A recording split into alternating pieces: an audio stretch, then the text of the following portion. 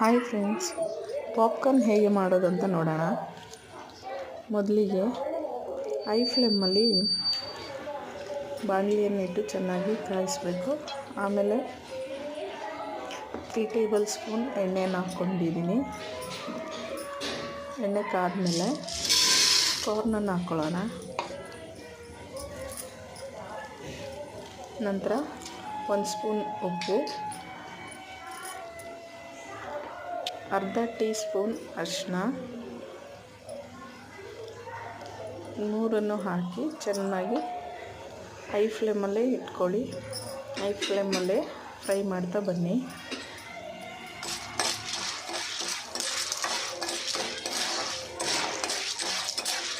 ಹೀಗೆ ಚೆನ್ನಾಗಿ ಫ್ರೈ ಮಾಡ್ತಾ ಬನ್ನಿ. ಹೈ ಫ್ಲೇಮಲ್ಲೇ ಇಟ್ಕೊಳ್ಳಿ. ನಿಮಗೆ ಗೊತ್ತಾಗುತ್ತೆ ಯಾವ ರೀತಿ ಆಗುತ್ತೆ ಅಂತ. ಚೆನ್ನಾಗಿ ಫ್ರೈ ಮಾಡ್ತಾ ಬಂದರೆ ನೋಡಿ, ಈಗ ಬಂತಲ್ವ. ಈಗ ಅದ್ರ ಮೇಲೆ ಲಿಡ್ಡನ್ನು ಮುಚ್ಚೋಣ.